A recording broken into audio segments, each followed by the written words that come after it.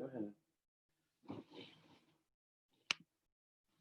Hello, everybody. Welcome to tonight's live office hours with MedEdits. I am Dr. Jessica Friedman. I am the chair and founder of MedEdits Medical Admissions, as well as a former faculty member, admissions committee member, associate residency director at the Icahn School of Medicine in Mount Sinai. So we're really happy to see all of you here today. If you all just kind of want to chime in the chat, I see that we're already starting to have some questions. So that's really terrific. So for all of you early birds, please post your questions because I will start from the top, just because I think that's the fairest way to do this. Generally speaking, as we're on for longer, we tend to get more people tuning in. So I certainly want to make sure that everyone who gets here first is able to get their questions answered. So it has been really, I guess, a couple of weeks since we've had a YouTube Live. We've been super duper busy here at MedEdits.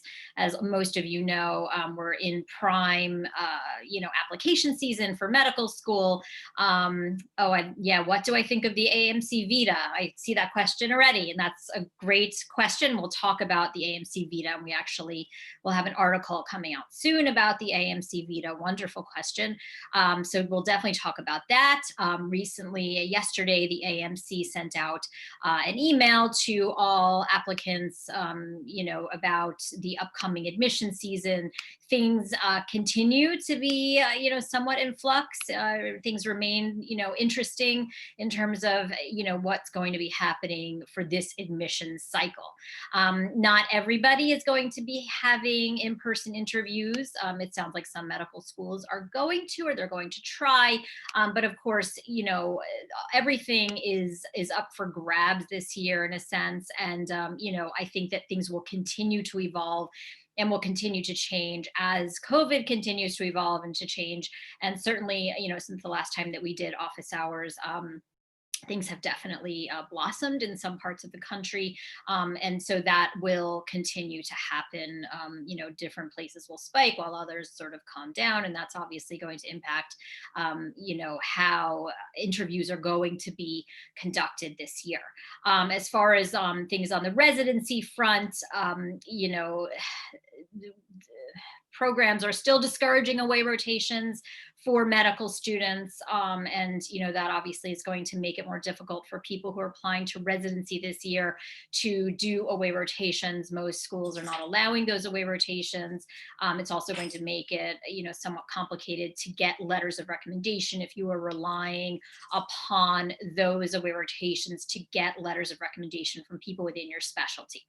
Every specialty is sort of going to say what they would like students to do in terms of what letters they're expecting, how many rotations within the specialty they're expecting, as well as how many interviews they would ideally like students to go on, because for residency, it's most likely that all interviews will be done virtually. And so that's going to kind of shake things up a little bit in terms of how many interviews students are allowed to go on. Those are sort of the most recent updates. So let's just kind of start from the top. And Sung Soo, I see that that you sent something via email, and I am hoping that I have that here. Hold on one second. Can you just search up Sung Soo's question, because I don't see it in the office hours inbox. If we just look that up. Okay, so let me answer Joseph's question. We're just going to start from the top here. Have not submitted my AMCAS yet. Will do so in the next week or so. Is that a problem? Will a late August or September MCAT be okay for this application cycle? So Joseph, for this application cycle, I would say that submitting your AMCAS in the next week or two, as well as taking an August or September MCAT, because now all schoolers, this is a relatively new development, all scores are now being expedited. So, you know, and actually we had a bunch of students who got their MCATs back today. They took their MCATs in June and everyone did great. So certainly that shorter MCAT exam is a good thing for people. So people seem to be doing quite well with that shorter MCAT.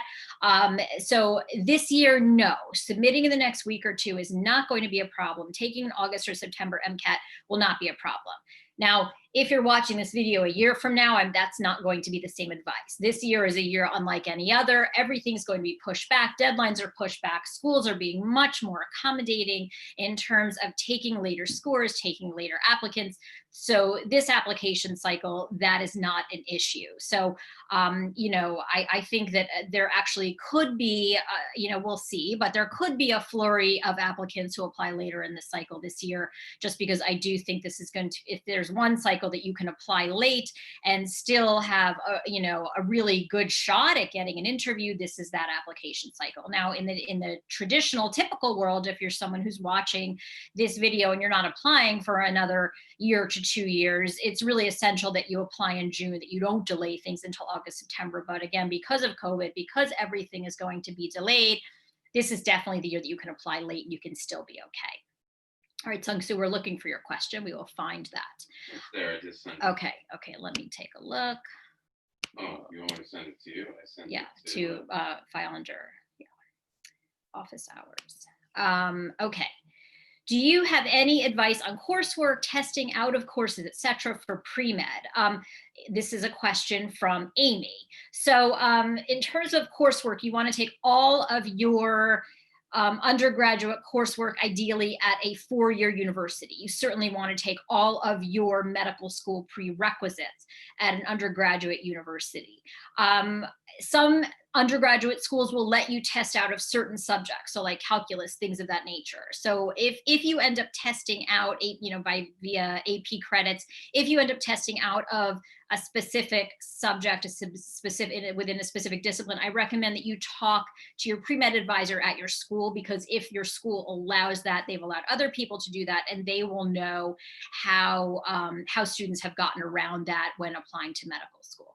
Okay, so Ashton, let's talk about the AMC Vita. So what is the AMC Vita? It is a virtual interview that has been implemented this year, that is going to be a pre-recorded interview that students will complete. There are, I believe, 6 questions. I think each response is 3 minutes. This is just off the top of my head, so it's a new thing. I need to double check all that, but I'm pretty sure that's right. And the questions will specifically address 6 core competencies, okay? The AMC Vita will be sent to you from HireVue, I believe, which is the company that is conducting the AMC Vita interview. So when a school who is using the AMC Vita virtual interview, when they get your application, they will send that invitation to Pearson, or that's to HireVue, and then HireVue will send you an invitation to complete the AMC Vita interview, okay? This interview, we believe, will not be used in place of either a synchronous or an asynchronous interview that's conducted by the medical school. We think it's primarily going to be used as another screening tool. It's possible that some schools could use this in place of an actual interview, but we don't really know. That's sort of up to the medical school. Will all medical schools be using this? We don't know. So when you get an interview to conduct the AMC Vita, you don't know which school has invited you to take the AMC Vita. It doesn't mean you've been invited for an interview. So when you get that link to complete your Vita interview, it doesn't mean that you've actually been invited to an interview officially. Okay, this is, you know, again, we think is going to be used as a screening tool. So when you do your AMC Vita, and we will, you know, soon have some tips on our website about this, but you are able to complete each section individually. So you will be given a question, you cannot pause and you can't think, you have to just answer that question after it's given to you in 3 minutes. Again, I'm pretty sure that's the time frame, but then you can pause in between each question. So, you know, you can take a break in between each question. Then whatever you have recorded for the VITA interview, that's what's going to be sent to all schools that are using the VITA interview. So it's not as if you are going to be given, you're going to be taking a different VITA interview for every school. Every school that's using the VITA interview will be seeing the single interview that you record. Okay. So I think that answers your questions. If you have other questions about VITA, let me know. And again, we are going to be composing an article about that. And, and so we should have all the information that you need. Certainly, being well prepared this year for virtual interviews is going to be super duper important. How you are perceived virtually, whether that's through an asynchronous interview like VITA or not, you definitely want to make sure that you're dressed professionally and that, all of your ducks are in a row. Okay. So Sung Su's question of forwarding it to the Okay, or you could text it to me. Okay. Hold on one second. Sung Su, we're searching for your question. Hold on. Okay. Okay. All right, let's continue. I'm sorry, my nose is very itchy tonight. I have some allergies or something. Okay, I submitted my secondaries a month after I received the invitation. Is that too long? Okay, so Blue, I assume that you're talking about last year because no secondaries have been sent out yet because the earliest transmission date that medical schools will be receiving applications is on the 10th, so 2 days from now. So at that time, we are going to, students will start to receive this year's secondaries. So is a month too long? No, a month is not too long after receiving a secondary application to send in that secondary application. And you are going to receive, if you've applied, most students are applying to about 25 schools. So if you're applying to about 25 schools, it really takes, some time to complete those secondary essays. So we certainly recommend completing your secondary essays in a strategic fashion. So making sure that, you don't do all of your sort of reach schools at once, for example, that maybe you have little chance of getting into, but sort of spacing things out. So maybe you're doing your target schools first, your reach schools second, or you're alternating. So you're doing one target, one, maybe super safety, not like anyone really has a super safety in medicine, and then one reach, so that you're not sort of completing one school type all at once. And actually, we're going to be putting up a secondary video very soon that's going to kind of outline the strategy that we recommend for completing secondary essays. Okay, so someone that's been out of undergrad for 3 years, been working full-time in a lab, that's great. GPA of 3.9, research experience with publications, 120 hours of shadowing, volunteer. I scheduled to take the MCAT in March, but it's been canceled twice, and now I'm scheduled to take it on 8/7. I've submitted my primary application to one school for verification purposes, and I plan on adding more schools depending on my performance. That's all super duper smart, because this way your primary application will be verified, and and certainly if you have research experience and you've been working for 3 years, I assume that's doing something maybe research related. You definitely have a very strong scholarly and extracurricular background.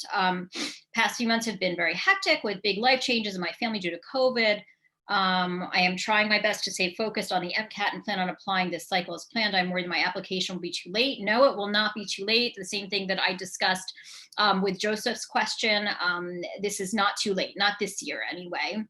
I've submitted my primaries to other schools and decide I want to apply next cycle. Will I be considered a reapplicant? Okay, so that's a great question. So if you start an application cycle and then you reapply next year, are you considered a reapplicant?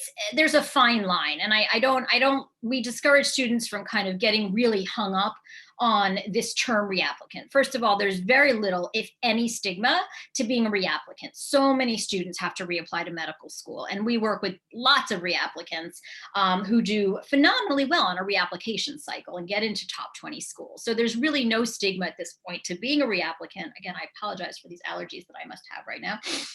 So I would not worry about this, Sung Su. Also, this year is such a weird year that if your MCAT is delayed, and you decide to apply next year, then doubly so, this is not going to be held against you in any way. But if you are able to take the MCAT in August, you certainly sound like you're super duper on top of it. So I would anticipate that you're going to have a strong MCAT performance. Then certainly, I think taking the MCAT in August is a good thing. Medical schools are going to be viewing applications very holistically this year, and they are also going to be considering applications without MCAT scores. Some schools, many schools are saying that they won't necessarily extend an admissions offer without an MCAT, but they will be looking at applications holistically, and they will be, extending interviews without MCAT scores.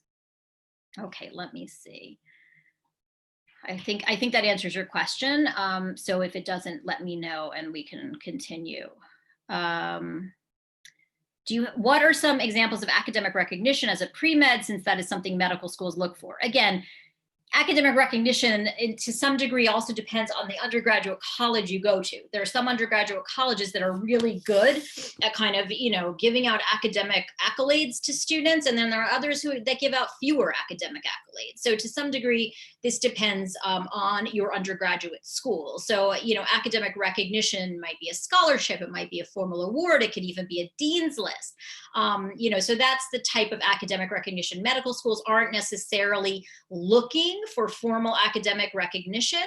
They're looking at your GPA, they're looking at your coursework, they're looking at the rigor of that coursework, they're looking at the depth of what you've studied. So don't get hung up on awards, and academic recognition. If you don't have that, don't think that you're in any type of difficult or less than ideal situation. I apologize for our dog barking in the background. Thank you, Joseph. I appreciate the compliment. Okay. Do you think medical schools will still do rolling admissions for this cycle? Ijin, that's a great question. And I think that schools are likely to still do rolling admissions, but I think that the ball may start rolling later, if that makes sense. So, medical schools understand that a lot of applications are going to be coming in late this year and later.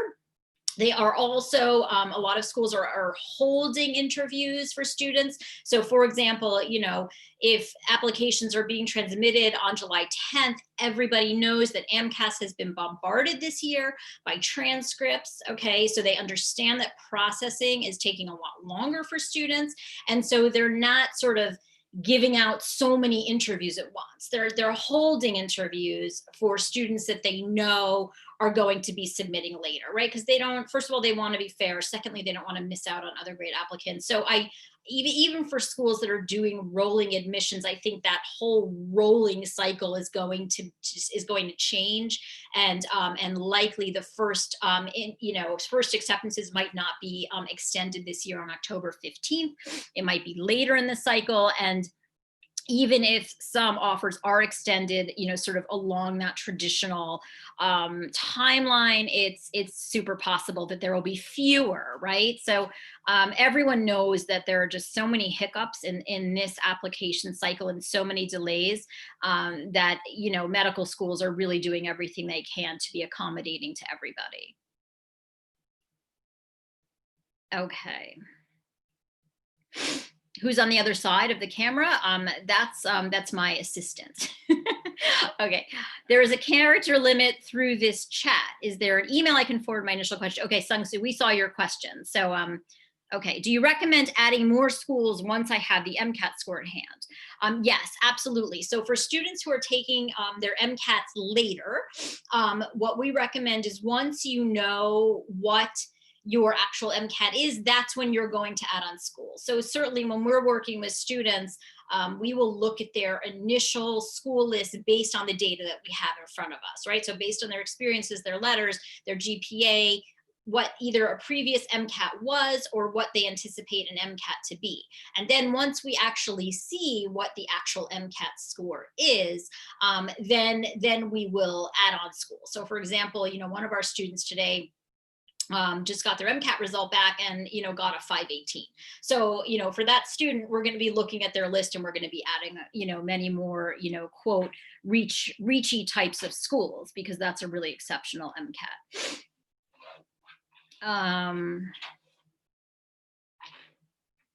hold on.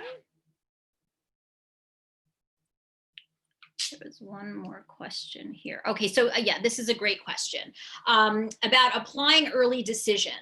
We discourage early decision, although this year it's a sort of an interesting kind of situation. The main reason that we sometimes discourage applying early decision is because when you apply early decision, you as a result become a late applicant to all of your other medical schools. However, this year, because being a late applicant is not necessarily going to be such a detriment, it's possible that applying early decision might not be a huge detriment either. It really depends on the school. There are some schools that, you know, that sort of traditionally take a lot of people early decision. And and those are you know, typically state schools that are trying to appeal to their in-state residents. So for those schools, you know, sometimes it's actually smart to apply early decision. Still, overall, I think based on this year's application cycle, and since everything is going to be a little on the late side, I don't know that applying early decision will necessarily help you. I don't think it's going to hurt you though as much as it might in other years, right? Because it used to be that, you know, what the early decision deadline when you can actually then submit applications to other schools is so late, but this year it's not going to be as late just because of what we're dealing with COVID. Okay, all right, let me go to our emailed questions and let me get to some of those. Okay, so someone asked, they're non-traditional students and they've taken classes at a community college, at a four-year college, and then at a third college. And they're asking, and that was and they got a master's of science. So they're asking if they're going to be seeing all of those grades and all of those GPAs. And the answer is yes. You are required to list all of the grades that you've received at colleges. If you've attended several colleges, you need to list all of those grades. And so all of those do get reported. Okay. This is a very specific question about residency and whether they would be available. This is very specific. I don't think applicable to that many students, so I'm going to skip that. Okay, this is a good question. An AACOMAS question. So a school submitted the letter packet to AACOMAS, but there is still one recommender that did not get their letter included in the packet. So they want to know if he can send the letter directly to AACOMAS, and should it be on letterhead? Yes, ideally the all letters should be on letterhead, just because it is going to look somewhat bizarre, kind of unprofessional if a letter is not on letterhead. Most physicians, regardless of where they practice, do have letterhead on which they can write their letter. So yeah, that's definitely something you want to do. Okay, so here's a good one.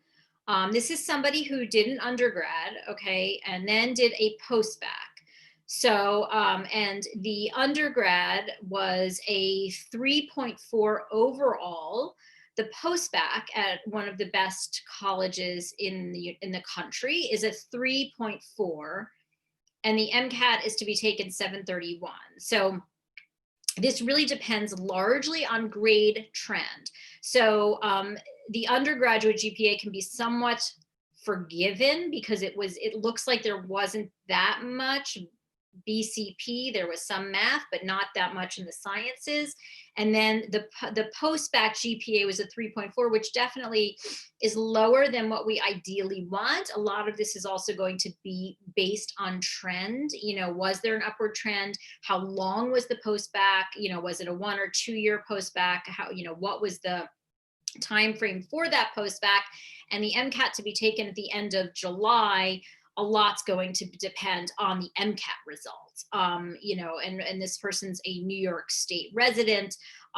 So a lot's going to really hinge on an MCAT result, because if the MCAT is very, very high, then it sort of suggests that the 3.4 post-bac GPA maybe was a little bit lower than, than it could have been if they were at a less competitive post-bac program. Whereas if the MCAT ends up being, around a 510 or a 508, then it's starting to suggest that maybe the 3.4 is kind of a real GPA, right? So these numbers always have to be looked at together, and they're always sort of considered in terms of how they balance each other out, and then other things such as undergraduate institution, course rigor, how much did you challenge yourself, that also gets looked at when considering all of this. Okay, I'm just sifting through questions here that were sent to us. There's questions on. Okay. Okay, someone's asking here a question about Casper. And Casper is not anything you should stress about, okay? When we advise students in terms of Casper, you should take the practice test. You should understand the format of that test. You should realize that you have such a tiny bit of time to complete each of the questions on Casper that realistically you should plan on typing a total of 2 to 3 sentences max when answering each of these questions for Casper, okay? The only way that students do badly on Casper is if they write something that's incredibly offensive, sexist, homophobic, anything along those lines, okay? But, so I've looked at some of the practice material that's out there for Casper, and they have people writing paragraphs, and that's just completely unrealistic and is nothing that anyone will have time to do. Again, Casper is one of these things similar to what we think VITA will be used for. It's used as a screening tool. It's not used as a make or break situation. And as long as you're ethical and you're honest and you generally kind of know what the right thing to do is, you're going to do great on Casper. Also, Casper raters are just regular people. They are trained in how to rate for Casper. We have Casper raters on our staff, and it's not as if there aren't medical school admissions committee members reading your Casper. So as long as you answer things ethically and honestly, you're going to do great on Casper. Okay. This person also has a 3.52 cumulative GPA, but an upward trend, right? So a 3.91 junior year and a 3.97 senior year, as well as the science GPA, which is 3.86 junior year, 3.96 senior year. So that's terrific, right? So even though the GPA is kind of right along what we consider that competitive cusp of 3.5, there's a huge upward trend, which is what we love to see. Lots of basic science research, lots of clinical experience. So this is a really wonderful profile. And secondaries you receive from most schools are going to send out secondary applications and secondary essays automatically. They are not a screening. There are a few schools that use them as a screening. Most schools are not waiting for MCATs, though. Even those that are screening, they're not waiting for MCATs this year. So taking a late MCAT, this person's looking at an August MCAT date, taking a late MCAT this year is not detrimental. Getting the highest score you can is really important. So don't move up that MCAT date if you really need the time to, to do well in the MCAT. Again, next year I won't be recommending an August MCAT date because hopefully we'll be out of the woods with COVID, but this year an August MCAT date is completely fine. Okay, let me go back to YouTube. Okay, here we go. All right. How important is course rigor, and what are some ways to increase course rigor if it is important? Course rigor is super important, but of course the basic prerequisites for medical school are fairly rigorous. So, so rigor is important, but also enrolling in what you're interested in is also super important. So you you need to balance all of these things. Why is the average MCAT for Icahn School of Medicine on the school's website, the average from 3.15 to 3. That doesn't sound right. Can you send that link, Nijin? That does not sound right. The Icahn School of Medicine average GPA is very high, and I would say it's closer to what is listed on the MSAR of 3.87. So if you're reading on the school's website that it's a 315 to a 331, that sounds like a big mistake. So I'd love to see where you got that data, and we would need to let them know that there is an error. Maybe they're saying those are cutoff GPAs. I don't know, but if you could post that link, that would be awesome, just so we can see where that is. Should I submit my primary application to more schools after I take the MCAT in August? Yes, you should. You should, if you end up getting an MCAT that is much higher or much lower than what you anticipated, and that's going to impact your school list, and we do have an article on how to compose a school list, then you certainly should be, you should be changing your school list, certainly based on your MCAT result. For secondary essays, is it possible to write too much about my interest in a school? I tend to be name dropping programs. So how much more important is it to talk about myself? Okay, Daniel, that's a great question. The why our school question is super duper important. And again, we're about to post a secondary essay video where I discuss this, but use the character or word limit that the school allows. Use that as a guide for how much information they want from you. Okay, so for example, if a school, let's say, has a 200-word limit, they don't want that much information. It should be super duper targeted. They don't want to hear a lot from you. But like, let's say a school has a 1,000-word limit. Then they're sort of asking you to write something that's very in-depth and very detailed, okay? So when writing why you're interested in the school, be specific about why you're interested, what programs interest you, what interests you about the mission, what interests you about the research being done there, the school clubs, what, and how do those opportunities relate to your interests, right? So you don't just sort of want to be picking things out of a hat, although you're allowed to have new interests that you want to explore at a school. Like, so let's say a school has a really incredible global health department, and this is something that interests you, even though you have no experience in it. That's okay. You're all intellectually curious people who want to do a lot of different things. So it's fine to mention something about a school that interests you that maybe you don't necessarily have a background in, but it's also good to relate your own experiences to what the school offers that are aligned with those experience and well-established interests. Oh, good. So Ashton says, this is great. I just took Casper, take it from me. It's not that bad. Breathe, work through the questions, and then move on. Totally agree with that guidance. Great, Ashton. Okay. I ended up pushing my MCAT to 912. I'm a non-traditional with a BCPM of 3.3 and a 3.1. Should I just apply next cycle? Zora, it depends on what your goals are, and it depends on a lot of other factors. But with a BCPM of 3.3, again, we would need to know more about your background and things of that nature, and sort of what cohort you really belong in to really guide you. But a 3.3 is definitely on the cusp of being competitive. We would need to look at trend. And we would need to understand what MCAT you're anticipating getting on the 12th of September. This is, you're kind of on the cusp of not being competitive. So this is something that we would really want to discuss with you in further detail to guide you in terms of should you be applying. It isn't just that you want to avoid being a reapplicant, because like I've said earlier in this office hours, being a reapplicant, there really isn't much stigma to that. But we also don't want you to go through the whole process of applying, because it's a super duper amount of work and we don't want you to burn out. That's really my bigger concern. Oh, Ashton says raters are trained to disregard incomplete thoughts and also poor spelling. Yeah, that's true. Poor spelling. I mean, regardless of what a rater is trained to do, they will read everything you write. So even though they're told to, to disregard an incomplete thought, if there's a thought there, they're going to read it, and they still might, rate you on that. In a normal year, when would you recommend taking the MCAT? So Amy, in a normal year, the latest that we recommend taking an MCAT is June. And even if you take an MCAT in June, we like our applicants to submit in June. So ideally before they take that MCAT or right after they take that MCAT. And then after they take the MCAT, they start working on their secondary essays right away.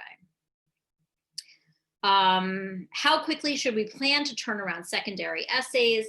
I'm planning a vacation when secondaries are coming out. Again, we don't like students to rush their secondary essays because quality is super duper important when writing those essays. And frankly, if you're applying to 30 schools, 25, 30 schools, it's really, not really easy to complete all of those within that 2-week time frame. So we prefer that students take a logical approach in terms of when to complete secondaries and in what order based on their competitiveness for their medical schools. And again, we're about to put up a video which is going to go over some of those details.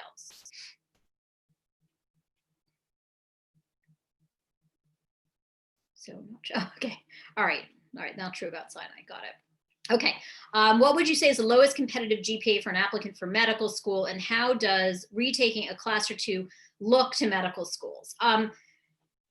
We have had students, who have other things that about their backgrounds, about where they're from, about different things related to their candidacy, who have had GPAs as low as between 3.3 and 3.4. So I would say, sort of the lowest that we look at is a 3.4, but we look at other factors.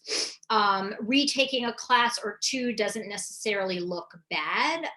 However, you might think about taking a different class rather than retaking a class. Again, these are specifics that we would have to look at your what you've taken and what those initial grades were before we were to recommend retaking a course.